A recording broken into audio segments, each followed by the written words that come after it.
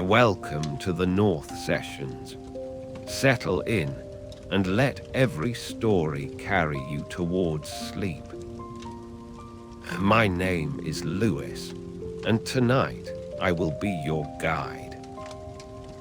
In a few moments, we will drift together into a small stone library, deep inside an old countryside estate in France, where a young archivist moves between the shelves by candlelight as winter snow falls soft and silent beyond the narrow windows. The fire is already burning. The piano is already playing. Let the sound reach you wherever you are, and let your shoulders begin to drop.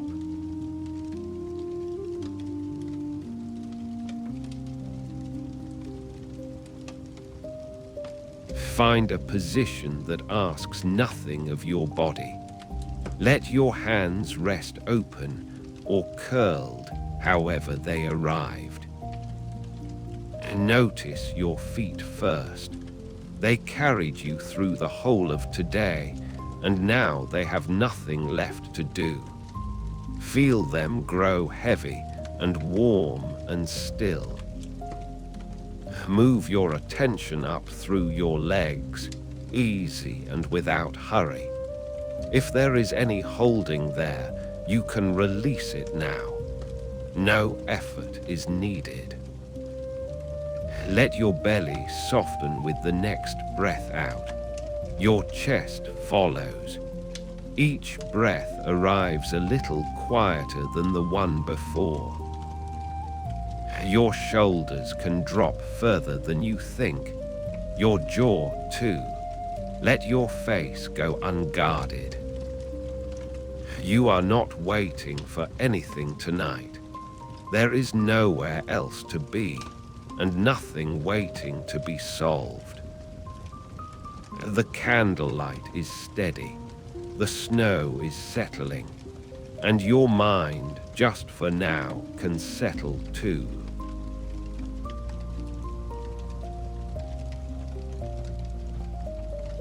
The tallest candle on the reading stand had been burning since early evening, and by now its pool of wax had grown wide and soft around the base.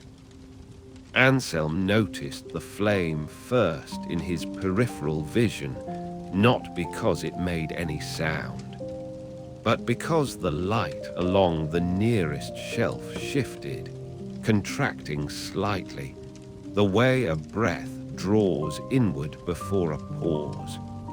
He turned without hurry. The flame had bent almost horizontal, pulled by some thin current of air that had found its way through a gap he could not see. The light it threw was unsteady now, catching the gilt lettering on the spine of an old manuscript and releasing it again in quick, irregular intervals. He raised his free hand and curved his fingers loosely around the near side of the candle, not close enough to feel heat, just close enough to interrupt whatever small draft was troubling it. The flame steadied at once. It straightened, gathered itself back into its proper teardrop shape, and resumed its easy, vertical burning. The smell that rose from the wax was faintly sweet and smoky together, something like beeswax warming in sunlight, though there was no sunlight here. Only the amber glow of the fire across the room and the cluster of small flames on the stand. The scent moved past him and dissolved into the general warmth of the library. He held his hand there a moment longer than strictly necessary. The stone walls were thick, and drafts were not unusual. They came and went through the old estate the way thoughts sometimes did, arriving without announcement, stirring something momentarily, then passing on and leaving the room no different than before. He had learned not to concern himself with them. From the far end of the library came the faint sound of Thomas shifting in his chair. Thomas was the oldest of the household scribes, and he spent his evenings in the same corner seat regardless of the season, a blanket across his knees and a small manuscript open in his lap. He had a habit of moving very little for long stretches, and then resettling all at once, like a bird adjusting on a branch. The sound passed. The library returned to its quiet. Anselm lowered his hand. The candle continued burning, patient, upright, completely untroubled by what had briefly troubled it. He looked at the flame for one more moment, then turned back to the shelf before him, sliding the manuscript into its proper gap between two other volumes. The spines aligned. The shelf was as it should be. He reached for the next manuscript in the stack at his feet, and the candlelight went on doing what it always did, holding the darkness gently at a certain distance, neither fighting it nor yielding to it, simply tending its small circle of warmth.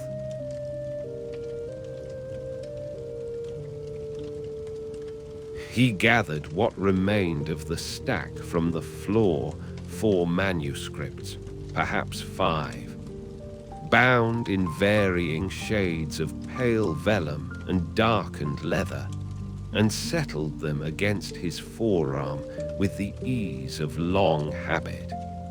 The weight was familiar. It pressed into the crook of his elbow in a way that felt almost companionable, like something that belonged there. He moved away from the shelf. The floor beneath his sandals was stone, worn smooth by centuries of feet crossing in the same directions, toward the same corners, between the same tall cases. It gave nothing beneath his step. Only a very faint sound came from each footfall, something between a whisper and a brush, absorbed almost immediately by the surrounding quiet. The air in this part of the library was a degree or 2 cooler than near the fire. He could feel that difference at his wrists and at the back of his neck, where the hood of his cloak had fallen away. It was not unpleasant, only a reminder that warmth gathered at the room's center, the way warmth tends to, and that the edges of things hold their own particular temperature. He passed the reading table where 2 candles burned in a low iron holder, their flames very still in the sheltered interior air. They cast overlapping circles of light across the tabletop, each one edging into the other and blending without any clear boundary between them. The way 2 pools of water might meet on a smooth stone surface. He turned left at the end of the case, into a narrower passage between shelves that ran toward the north wall. From behind him, without looking up, Thomas spoke. The old scribe's voice was low and a little rough from an evening of near silence.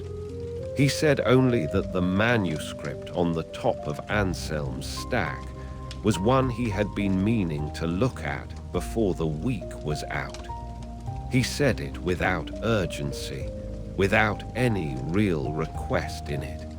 It was the kind of remark that simply needed to be made, and then let go. Anselm said he would leave it within easy reach. Thomas made a small sound that indicated this was enough, and the library absorbed both voices back into its quiet without effort. The north shelf came into view, a long case of dark oak, its wood gone almost black with age along the uprights, the grain raised in gentle ridges beneath the surface. He stood before it, reading the spines in the candlelight with the steady, untroubled attention of someone who had done this many times, and found it, each time, just as easy as before. He lifted the first manuscript from his arm and held it close to the flame to be certain of the title. The light caught the lettering. He found the correct place and carefully, with no particular sound, slid it home.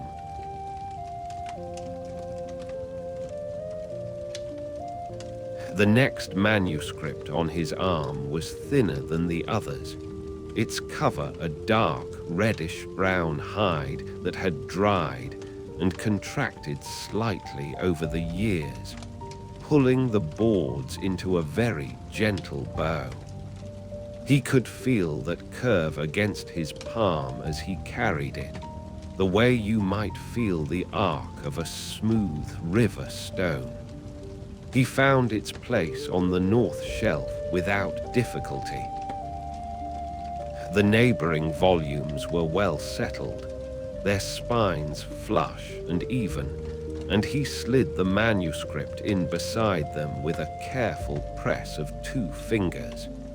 It went in cleanly, but the volume resting to its left, a heavier folio bound in pale vellum, had been leaning for some time without anyone noticing. Its spine tilted a few degrees toward the gap where the new manuscript now sat. He noticed it now.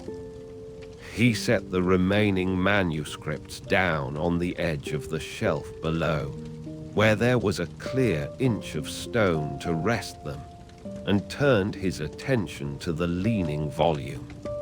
It required only a small correction.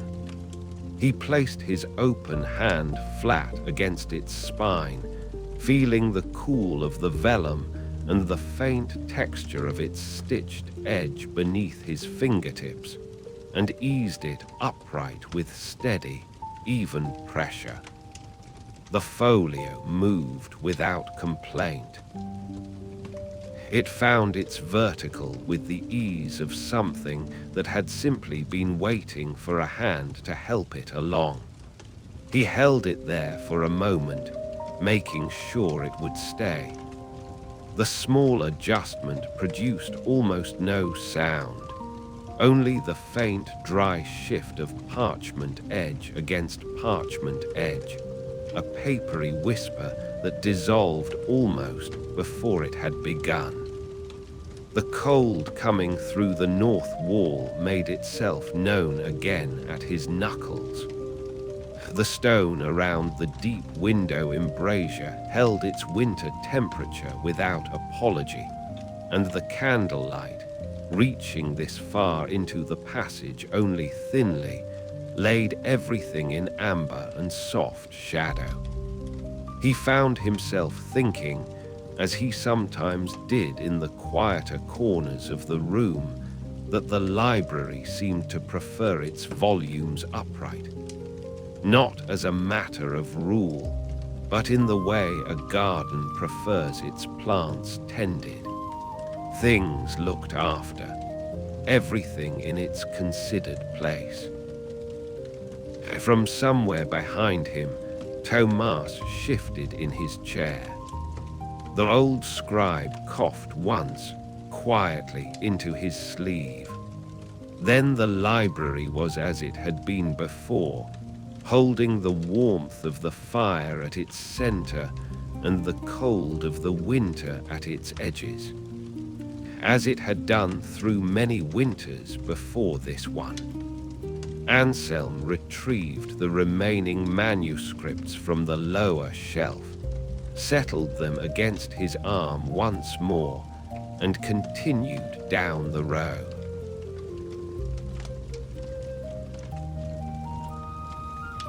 The candle nearest the end of the row had begun to gutter. Anselm noticed it the way he noticed most small things in the library, not with alarm, but with a quiet registering. The way the eye finds a detail that is slightly out of keeping with everything around it. The flame was pulling sideways, drawing down into its own pooled wax, and the light it cast had grown uneven, throwing a faint trembling shadow against the shelf face where there had been a steadier glow before.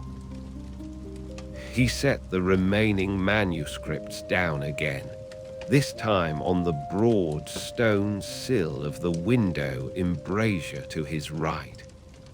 The stone was cold, but the ledge was flat and wide, and the manuscripts would come to no harm there for a moment. From the small leather pouch at his belt, he drew the wick trimmer. It was a plain tool, nothing elaborate. Its blades were short and slightly curved, and the metal had gone dark with use, warmed to a kind of deep pewter that reflected the candlelight without any shine.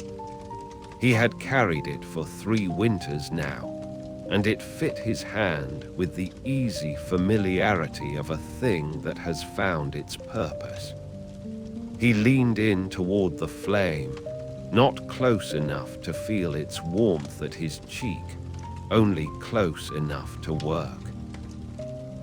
The wick had built up a small carboned tip, which was what was causing the uneven draw. He positioned the trimmer just above the wax line and closed the blades together with a single quiet motion. The cut was clean.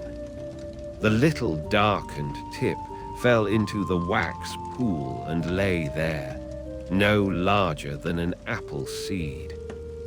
The flame responded almost at once. It drew itself back upright, and the light it threw against the shelf face settled into something even and composed. The air just above the wick carried the faintest trace of smoke, a thin thread of it curling away toward nothing, carrying with it the particular smell of extinguished carbon and warm beeswax, one of the more honest smells in the world, Anselm had always thought. From across the room, Thomas spoke without looking up from his work. "That one has been guttering all evening," the old scribe said. His voice was low and unhurried, shaped by long years of saying things at a library's appropriate volume. "I have corrected it," Anselm said. Said Thomas. It was neither approval nor indifference, only the quiet acknowledgement of a man who had noted a problem and was satisfied that someone had seen to it. Anselm wiped the trimmer blades once against a fold of cloth and returned the tool to its pouch. He lifted the manuscripts from the cold stone sill, checked that neither had taken any chill to their bindings, and turned back toward the aisle. The flame burned straight and even behind him, patient in the dark.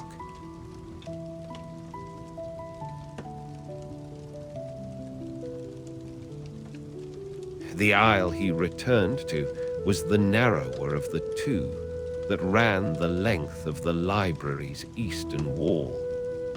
The shelves here stood close enough together that he could almost brush both sides with his elbows, and the air between them held a different quality than the open room, cooler, stiller, carrying the deep mineral smell of old vellum and the faint dry note of leather that has lived a long time in the same place.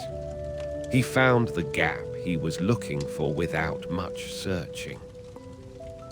Third shelf from the floor, 4 volumes in from the left. He had shelved enough manuscripts in this room to carry something like a map of it inside him, not a precise map. More a feeling for how the collection was arranged, the way a person knows a familiar path in the dark. The manuscript in his hands was a small thing, no larger than a keepsake journal, with a binding of plain brown calfskin that had softened over many decades into something almost buttery to the touch. He held it by the spine, the way he had been taught, and brought it level with the gap. It slid into place with a sound that was barely a sound at all.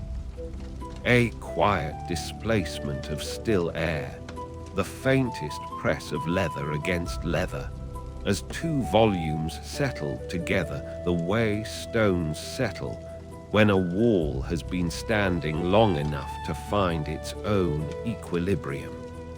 He left his fingers resting flat against the spine for a moment. The shelf was cold at his fingertips, but the manuscript itself was still faintly warm from being carried, and the contrast was something he noticed without thinking much about it.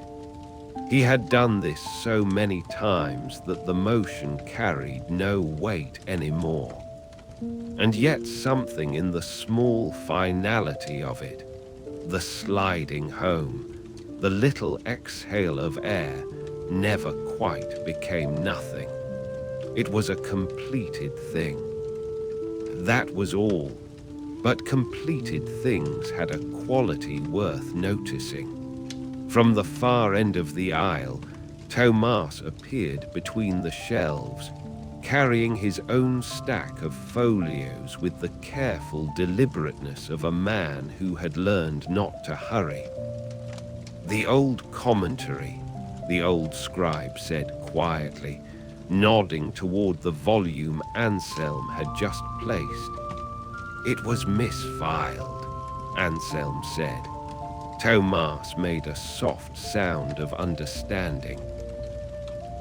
He moved on without stopping, his footsteps easy against the stone, and the aisle returned to its quiet.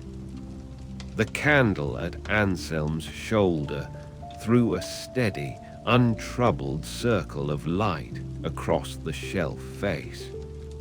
The manuscripts stood in their row, settled, and even at rest in the dark.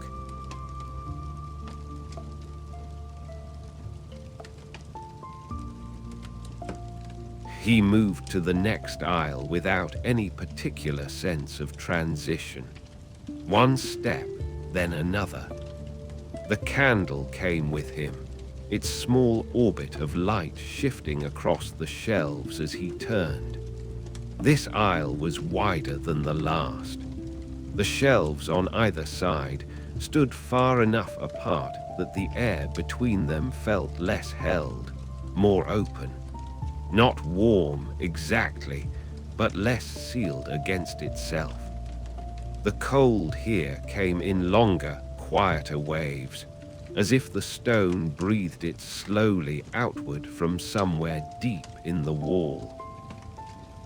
He set the remaining folios down on the low ledge at the end of the shelf.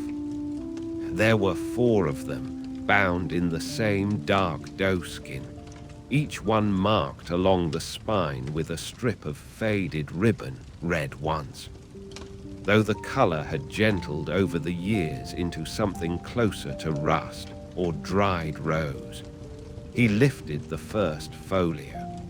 It was heavier than it looked, the way certain old things are, dense with itself. He brought it to the shelf and found the right place without rushing, tilting it gently into the gap the way a key finds a lock when you stop forcing it. It settled. The ribbon tag turned to face the room, and that small orientation felt sufficient. The fire in the hearth at the far end of the library was still going. He could not see it from here, but he could hear it, a soft, uneven pulse of sound, like something breathing at its own pace in another room. It reached him between the shelves as a warmth held loosely in the air, more a suggestion of heat than the thing itself. He reached for the second folio.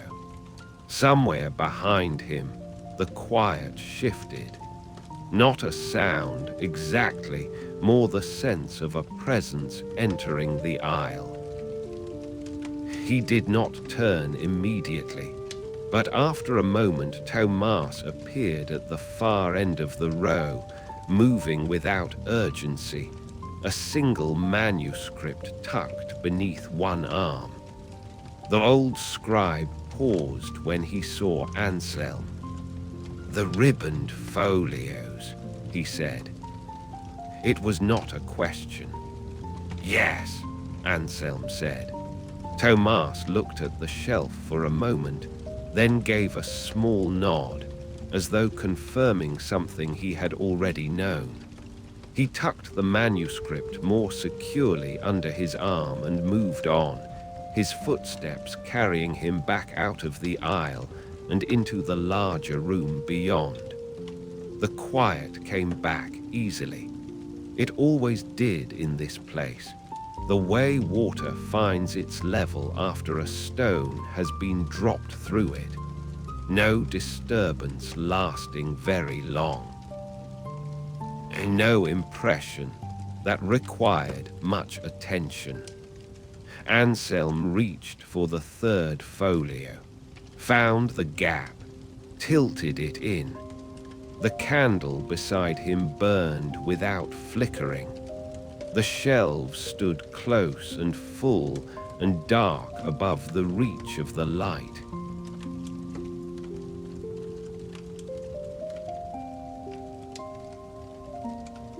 He reached for the fourth folio.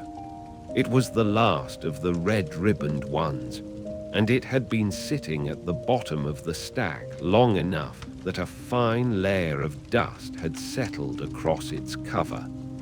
Not heavy dust, the kind that gathers in still places, in rooms where the air moves seldom and without intention. A pale, even coat, like the first suggestion of frost on a stone left outside overnight. He held it flat across both palms for a moment. The doeskin was cool against his hands. Through it, very faintly, he could feel the edges of the pages within, the slight unevenness of vellum gathered over centuries into something dense and companionable. He leaned in and blew. The dust rose in a quiet cloud. It drifted upward into the candlelight, each particle catching the flame briefly before moving on and disappearing into the dark above the shelves. He watched it go without thinking much about it. It was simply what the dust did. It had been waiting a long time to be moved, and now it was moving, and soon it would settle again somewhere else, and that was all. The folio's cover emerged from beneath it, a deep brown, almost black near the spine, warming to something closer to amber where the leather had dried and worn thin at the corners. There was a faint impression near the center of the cover, a mark rubbed so smooth by handling that it no longer resolved into anything specific. A shape that had once meant something and now meant only age. He noticed it without pressing it for more. From somewhere beyond the aisle, he heard the sound of Tomas setting his manuscript down on one of the reading tables. A soft, careful sound, the kind a person makes when they are thinking of something else and have grown so accustomed to handling old things that the care has become part of them, no longer requiring attention. Anselm brought the fourth folio up to the shelf. He found its place. He tilted it in beside the others, and the 4 red ribbons stood together in a quiet row, rust-colored and patient, facing the room. He stepped back and looked at them for a moment. The fire was still going at the far end of the library. He could feel it rather than see it, a steady warmth moving through the air between the shelves, the way a kind thought moves through a long day. Present, unannounced, easy to miss unless you were standing still. He was standing still. The candle beside him burned on without any particular hurry.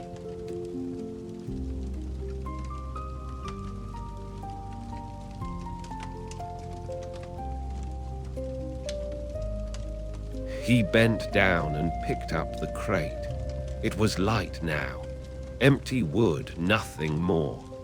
The weight it had carried all evening was gone, distributed across the shelves in a long, quiet row, and what remained in his hands was just the bare thing itself. Smooth where hands had worn it, rough along the rim where the grain had never quite been tamed. He settled it against his side and moved toward the far end of the aisle.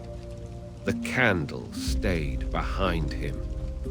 Its light grew softer as he walked, the way a voice grows softer when someone moves to another room. Still there, only smaller now. The flagstones were cool beneath his feet. He could feel each one through the thin leather of his sandals, even and steady underfoot, the way stone always is. The floor had been there long before him and would be there long after, and there was something in that which required no thought at all. At the end of the row, he turned. The firelight reached him here, a low, warm orange that moved along the edges of the shelves without quite committing to anything.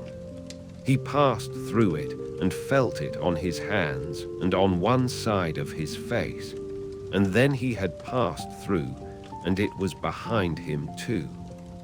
The storage room was small. He had been in it many times. It smelled of wood and of the particular dryness that comes from things kept together in the dark for a long time. He set the crate down in its place.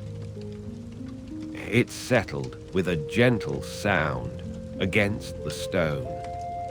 A small sound, the kind that a room absorbs immediately as if it had been expected. Behind him, through the open doorway, he could hear Tomas turning a page. A soft sound, almost nothing. Anselm straightened. He looked at the crate for a moment, at the plain wood of it, at the way the grain ran along the bottom in quiet lines, saying nothing in particular. Then he turned and walked back toward the light. The fire was still going. He could hear it now, steady and low, the way it had been all evening. The red ribbons on the shelf were there where he had left them. The candle was there. Everything was where it had been. He stood for a moment in the warmth and did not think about anything very much. The snow was still falling outside, he supposed, still settling against the narrow windows without any sound. The library was quiet around him. He breathed in once and let it go.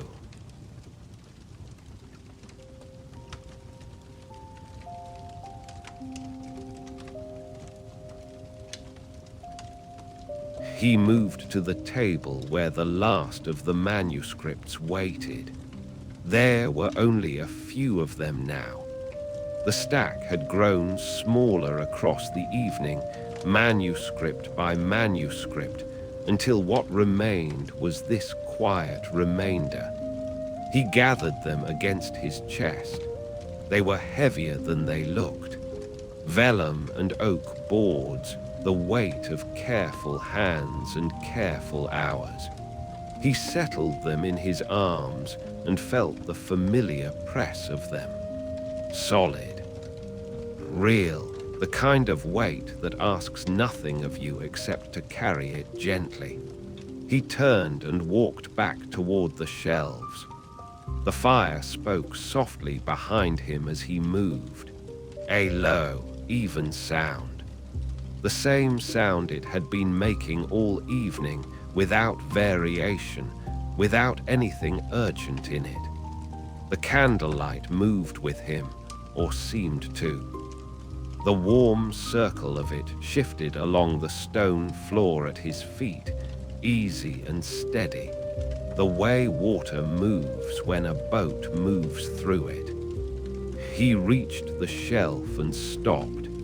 He set the first manuscript into its place, then the second. Each one settled without a sound, or with only the smallest sound, the kind the room held without effort. Thomas turned another page near the fire. A familiar sound by now, soft as cloth. Anselm set the third manuscript into place.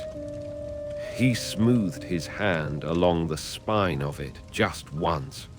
The leather was cool, a little rough at the edge. He let his hand rest there a moment, then took it away. The row was nearly complete. He could see that now, standing close to it. The manuscripts stood together the way they had always stood, patient. At their own pace, which was no pace at all because they were not going anywhere. He set the last one into place. He stood still for a moment after, the shelf in front of him, the fire behind him, the snow outside, still and quiet against the windows. His arms felt light now, empty in a way that was not unpleasant.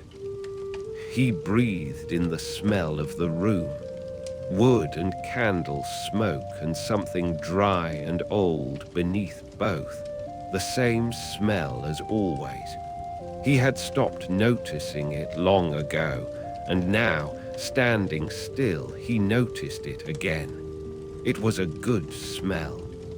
The candle beside him burned on, gentle and untroubled. The fire was still going. The library was quiet. He was quiet too.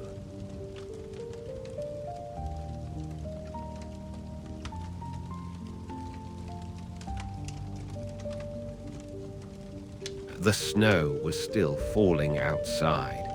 It had been falling all evening, patient, and even without any particular intention. It would go on falling through the night, settling without sound against the old stone, against the narrow windows. against everything the estate held inside its walls. The fire breathed. The candle held its small flame steady. Anselm stood among the shelves where he had always stood, or so it seemed, in the warm amber light, in the smell of old vellum and wood smoke. In the deep and windless quiet of a library that had been keeping its silence for a very long time. The manuscripts were home, and the snow kept falling.